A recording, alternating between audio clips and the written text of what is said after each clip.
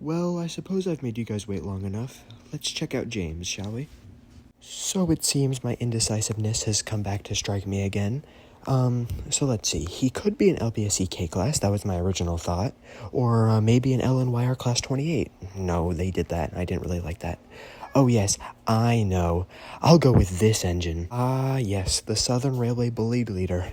Isn't it magnificent and a perfect take for James? Okay, obviously I'm messing with you. I'm not actually going to pick this for James. This thing is horrific. Ugh. Anyways, getting back on track, I was still having a hard time deciding exactly what type of engine James should be in my AU. However, then I realized something. Audrey had a model of a Glasgow and Southwestern Railway 403 class that would just kind of simply ride around his model railway of the island of Sodor.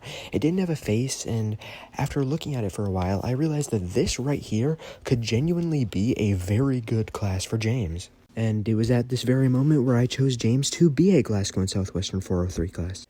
James's original number was number 405, meaning he would have been outshipped in 1915 to work on the Glasgow and Southwestern Railway.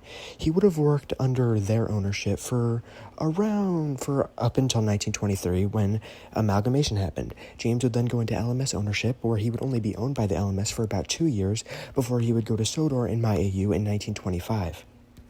Rather than having wooden brake blocks being the cause of his accident on his first day, I'd like to think that James would be really eager to impress the Fat Controller on his first day, so he would end up going really fast. Eventually this would catch up to him, as when he's going around a sharp bend, he's going a bit too fast and he literally flies right off the rails. The Fat Controller ultimately isn't too upset with James due to the fact that no one really warned him, so after Thomas helps him out and earns his branch line, James is sent to the works where he receives a very slight rebuild and also gets his famous red livery. Here we have, just like for all my other characters, a sprite of what my ideal James would look like, and once again, like always, there's a few things to note. First of all, his tender. Yeah, I'm not so convinced about the Fowler tender thing. I haven't fully decided if I want him to gain one or not. Honestly, that's up to your guys' interpretation. And the second thing is his name, James Holden.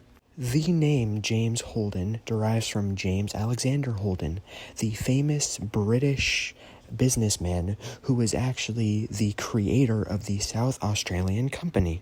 This would also be the same company that would go on to create the Holden automobile. There is one last thing I feel I should mention, and that should be James's whistle, which is something I think I will implement in my videos from now on. So my ideal James's whistle sounds a little bit like this.